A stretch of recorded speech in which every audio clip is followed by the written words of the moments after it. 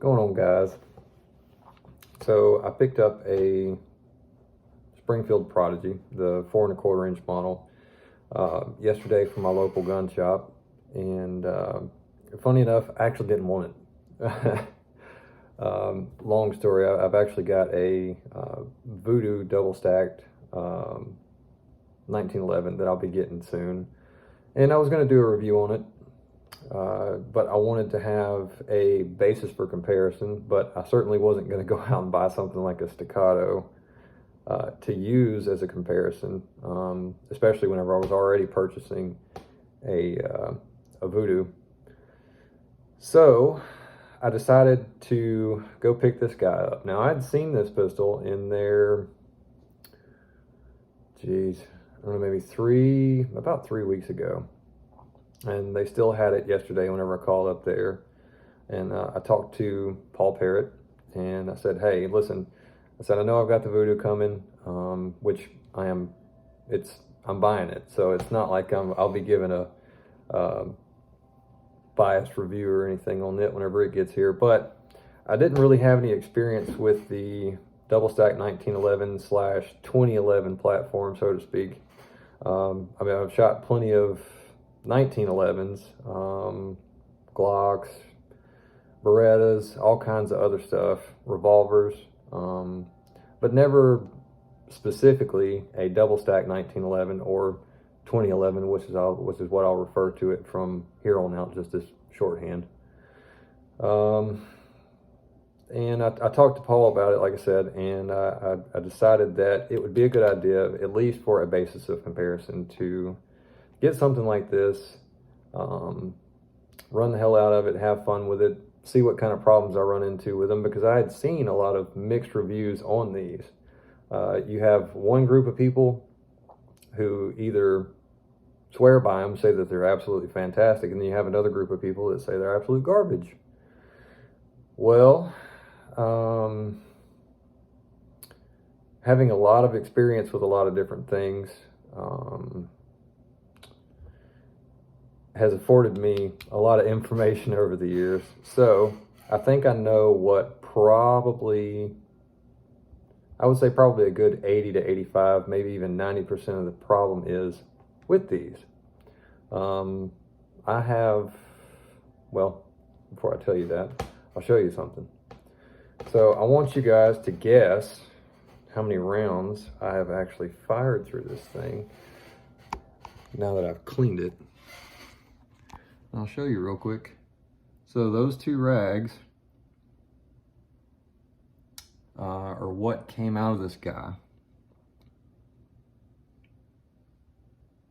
That stuff, all that black stuff that you see, all that nasty grit and grime and stuff, came out of this dude, and it's on both sides. It didn't bleed through. This is just tons and tons and tons and tons of trash that's come out of this thing. But what I would like for you guys to do is to just throw a number out there. Go down to the comment section or something and just throw a number out there and see if you can figure out how many rounds I've already fired through this thing to get it that nasty, and to figure out what probably at least 90% of the problems are in terms of failure to go back into battery, pick up another round, things like that. So having seen the rags, make your guess. Just make your guess how many rounds this thing's had through it. I'll wait. So the answer is 0. That hadn't had a single round through it. Like I said, I had seen this pistol at my local gun shop, probably 2 or 3 weeks ago. I picked it up and handled it, gave it back to him. Probably probably 2 or 3 or maybe even 400 other people probably have since then. So whenever I went to go pick it up yesterday, I brought it home. I didn't really mess with it whenever it was at the gun store yesterday. Didn't really care to. It's not really a big deal.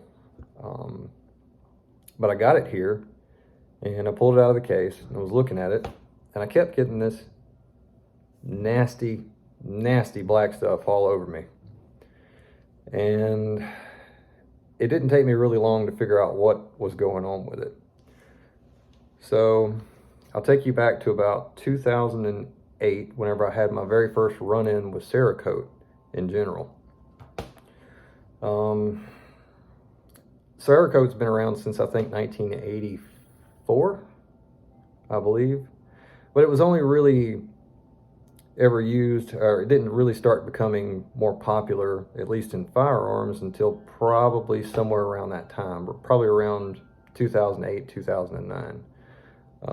And my very first experience with it as a coating was with a Badger Ordnance M2008 action that I got from Badger Ordnance, which was in the raw at the time, meaning that it didn't have anything on it. It was completely raw steel. There was nothing on it, period.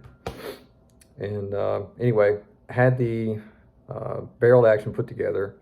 My gunsmith at the time, which he's still my gunsmith, had just gotten set up to do Cerakote.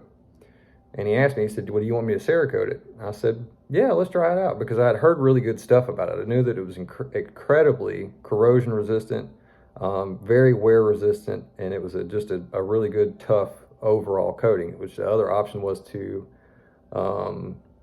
Duracoat it, which I never really had good luck with Duracoat. But anyway, so he did. He coated the barreled action, he coated the bolt, he coated the bolt handle, the bolt shroud, the inside of the action, the outside of the action. I went and picked a rifle up from him, paid him for his work, and took it to the range, and I went to shoot my first match with it. And after about probably the 50th round through the rifle, I could barely slide the bolt back and forth in the action. The Cerakote, pretty much as it sits there and rubs continuously against another Cerakoted surface, it grinds itself away, and it makes this really disgusting, really nasty sludge.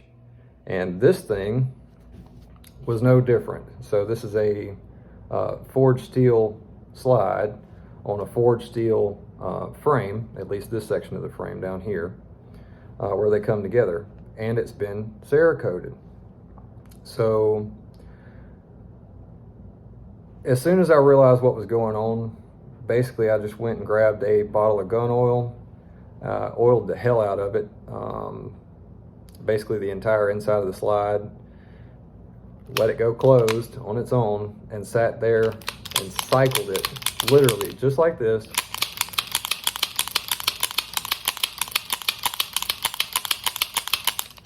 somewhere to the tune of about 1,000 times. Now, I will tell you real quick, at about the 250th cycle, this thing had gotten so gummed up on its own that I could pull the slide back, and whenever I went to go let the slide start coming back forward, the pressure that was exerted on my grip hand, as I was taking pressure off, it basically went to zero, almost like I was just pulling the gun away just like that, except the gun was still like this.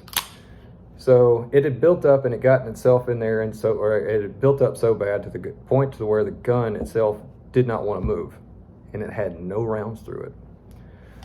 So I would wipe off the excess, and I'll show you in just a second where it builds up. Wipe off the excess, re-oil it, and start doing it all over again. There is no need to add any sort of abrasives or to use like JB Bore paste like some people have said in the video. Cerakote, rubbing on Cerakote's plenty enough to get it to start freeing up. Now what you're looking for, and if you've been having problems with one of these, or you're thinking about getting one, right back here next to the hammer, you'll see T-shaped slots on either side, which you might actually be able to see some of the oil and stuff that's built up. Yep, you can see it right there, just right there. So if I take this perfectly white paper towel, I reach over here and I wipe some of this crap off, you'll still see, even after I've cycled this thing over, it's probably, I'll be honest with you, it's probably closer to I don't know, probably 1,200 cycles from the little bit I've done today. Let's see if you can see it really good. There's more jet black stuff coming off. That's just Cerakote coating. Now, after I got past about the 250th time, it started to free up, and the accumulation started to be a lot less. So back here, where that T-shaped slot interfaces with the slide on top, where it's interfacing, you'll get two massive globs on either side of the hammer, and that's where it builds up. That's where you'll see the most of it. So I basically just kept doing it. I just kept doing it over and over and over and over and over again. And I can go ahead and tell you right now that Cerakote, whenever it builds up like that, it pretty much gums up the works. That the barreled action, what we ended up doing, let me go back to that real quick. That same day, I brought it home, and it had gotten basically to the point after only about 50 rounds that the bolt was like chattering, trying to go back forward. So I brought it home, cleaned it up, put it in the safe, and went and shot again next weekend. I shot at another, I think the rifle was chambered in 308 because I was shooting an FTR match, or it was an FTR match. Anyway, took it out the next weekend, it did the same thing again. So we ended up bringing the rifle home after that match and taking it outside, or at least taking the bolt out and going outside to the buffing wheel and basically polishing the bolt, getting all the Cerakote off the bolt. And from that day on, it was perfectly fine. Now, I elected to leave the gun together and allow the Cerakote to wear itself off in a uniform manner, or where it really needs to. I didn't try and get in there with any tools. I didn't add any extra abrasives. I basically just kept oiling it and kept cycling the slide. Now, I still haven't shot it, but I can tell you right now, with how drastic the way the slide was acting yesterday, at about the 250th to 300th cycle of doing that, there's no way in hell this thing would have fed. It wouldn't have fed, it wouldn't have picked up another round. I'm not even 100% sure that the action would have even, or the slide would have even come back and ejected a round to even try and feed another one. It was bad. It was really bad.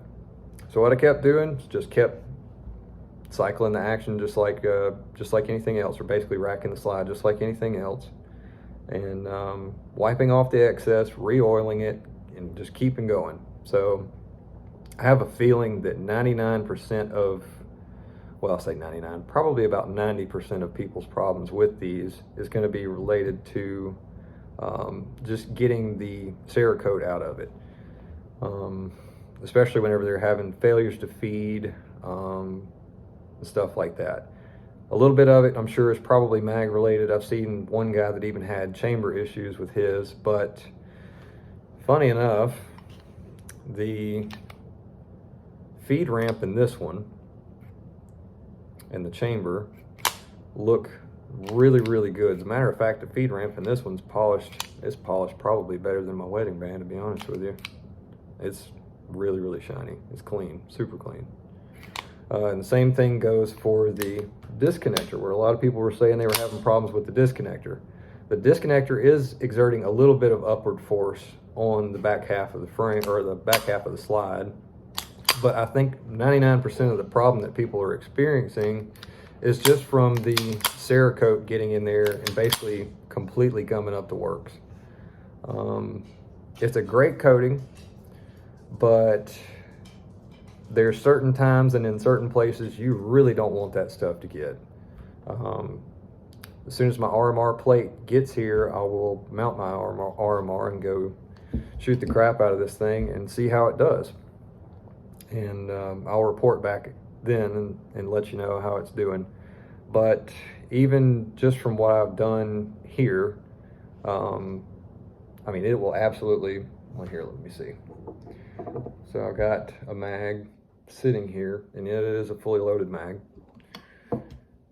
go ahead and tell you what, I'll go ahead and lock it open. Another thing that I noticed people were complaining about was the fact that it wouldn't, on a full mag, it would not rip around off and go all the way in the battery. This one doesn't have any problems now. But a lot of that is due to the amount of friction that a Cerakote on Cerakote finish is doing, or that it causes, rather. But I think that now that I've gotten 99% of it out of there, it's still got a little bit coming out, but it's nothing like it was yesterday. I mean, it was massive mounds of that stuff. It just kept coming out. I would say that probably 90% of people's problems is going to be more so related to that than anything. I can operate the slide now as fast as I want to and as many times as I want to, and I don't feel a consistency change in rearward force against my grip hand. In other words, it stays with my hand the entire time. It doesn't feel like it's getting weaker at anywhere along its travel or anything like that.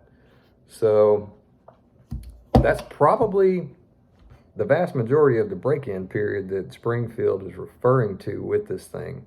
And I'm not mad at Springfield for coating the whole inside of the slide and the frame, because it's got to be coated. If you leave it bare, it's forged steel. If you leave it bare, it's going to rust. At the price point that this thing comes in at, again, I can't be too mad because of the fact that, you know, you're getting into a pistol that's potentially every bit as, possibly could be every bit as good as something like a Staccato once it's broken, or a Voodoo once it's broken. Maybe. That's a big ass maybe. I'm going to say that right now. So that's a really big maybe. But given the fact that they had to coat the inside and the outside of this thing thoroughly to prevent rust, and the fact that it's mass produced and it's not hand fitted, which is what you're paying for with the other ones, you know, I can't be too mad. Honestly, I can't be too mad, because if they were to go in and have somebody sit there all day doing what I did yesterday, first off, you'd only get about one pistol per person out sitting there cycling this thing. You'd only get about one pistol per individual sitting there racking this thing about every 3 hours. It took me about 3 hours to cycle this thing over 1,000 times yesterday. So that's already, you know, well outside of the realm of being what you would consider to be mass produced anyway. And also, if you were to have somebody do that, sit there and do that regardless, you're definitely going to be increasing the price of the gun. Because, I mean, you're going to have several people sitting there doing that for several hours per gun, just trying to wear that coating out. Now, yes, they could technically go to a different coating, but again, Cerakote is very quick to apply. It's relatively easy to apply. The other part of that is it would be basically impossible for them to keep the Cerakote from getting in the areas where it doesn't need to be on these frames and slides, and get a good enough coating all the way through. So I can't be too mad at them about it, even though it's there and it's kind of a pain in the ass and my hands are killing me. I can't be too mad at them. It's not a half bad little handgun, and I haven't even shot it yet. Isn't that something? It's definitely well made, but just know going into it, or if you've got one and you're having issues, just look at the back of it. Oil it really good. Shoot it. And if it's starting to try and stop on your, I say starting to try and stop. If it's giving you problems feeding and picking up another round, if it's having stoppages, whatever, look on the back side of your frame back here where your slide and your frame come together beside the hammer on either side. If you see a big nasty wad of stuff building up on it, then just stop shooting it. Get you some oil, rack the crap out of it. I mean, just go to town racking the hell out of it. You may as well save ammo, especially with ammo prices these days, and doing that. And it prevents you from getting extremely frustrated with this thing at the range and looking like a fool. You know, especially if you got somebody around that's got, you know, something like a staccato or potentially a voodoo or whatever it might be. So I'm glad that they came out with it. I think it's really cool. No, it's not a Glock.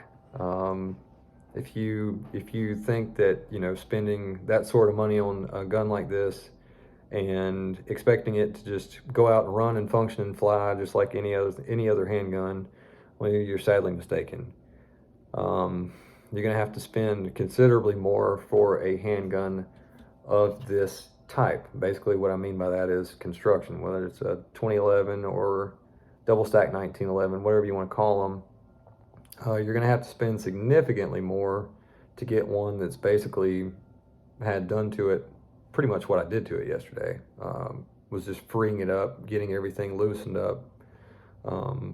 That's not necessarily what I would call hand fitting anything. It was just more or less manually breaking it in instead of using ammo and getting pissed and all that good stuff. So anyway, like I said, if you got one and you're getting frustrated with it, or if you're thinking about getting one, just know that the vast majority of, I think, or what I believe to be the issues with these is actually from the coating, because that stuff, as fantastic as it is as a protectant, any metal on metal surfaces where that stuff is either sliding or rotating, any sort of mechanical movement where you have two parts, especially like in the case of the slide and frame, it's going to cause problems, at least until it gets off of there. So, and as far as like taking it apart and using like a Dremel or something to get it out of there, I wouldn't do that. Leave the gun together, oil it really good. Don't put any sort of lapping compounds or anything like that. No JB bore paste, none of that other stuff. Let the gun wear in, let the parts wear in themselves together. That's what I would recommend more than anything. There's no sense in taking off more Cerakote than's absolutely necessary, for one. And two, if you run the risk of potentially getting a little too carried away with something, well, if you're just sitting there racking the slide, that's the mechanical function that the gun would have been doing anyways, except you're not wasting ammo doing it. So that's kind of how I see it. Now, in the case of the bolt action, yeah, we absolutely had to go get it all off of there, because I couldn't go through another match trying to struggle to mechanically fight a bolt to go forward. And think about that for a second. So a bolt action rifle, you have to operate it manually yourself. And if I was pretty much unable to slam the bolt home and close it physically using my arm, how can you expect a slide and a lower frame to be able to slide back, operate? You know, it's also pushing the hammer back, pick up another round, overcome the disconnect, and come forward and chamber another round. So you're asking a whole hell of a lot of it. Even though the only thing it's doing sliding backwards and forwards, it's doing a lot of different things. And whenever you start getting stuff in there that gums up the works, it'll stop one in a heartbeat. I don't give a damn who it's made by. But anyway, all that aside, I actually do really like the pistol. I think it's awesome that that Springfield decided to bring something like this to the market for people who may not be able to afford something like a staccato or a voodoo, for that matter. I got one of these primarily as just a learning experience, or to have a basis for comparison to what I already had coming. So I bought this, and then I'll have another one, which is going to be the Voodoo. But if it turns out this little dude runs pretty good, I'll probably keep it. I'll hang on to it and enjoy it. I might even, well, I say that, I probably would carry this over the Voodoo, just because the Voodoo is going to be kind of sentimental, and you'll see why in the other video that I'll do on it whenever it finally gets here. So anyway, I hope this helps everybody out. If you're on the fence about getting one of these, but you're kind of scared, I would say that I think that they're good little pistols. I'll be honest with you. I think they're pretty good. I can't knock them. I certainly can't knock it. Even though the Cerakote was pretty excessive on the inside, I definitely can't knock it. Just be aware that there is most definitely a break-in period, and it says that in the owner's manual. So you can either choose to shoot it, or you can choose to do what I did, which was manually rack the crap out of the slide for 2.5, 3 hours yesterday. So once I got it done, by the way, I took the gun apart and I went over to the sink and I absolutely hosed it down. I didn't have the light or anything on it, but I hosed it down with Simple Green, and it did a really good job of pulling everything off. I used just an old toothbrush that I had to help me get up into places that were a little bit tough to reach. I put it back together, lubed it all up, and it's honestly, it's like doing press checks with it now. You can, if I could find a spot where I could put just one finger up front, I would, but there's not really anywhere for me to.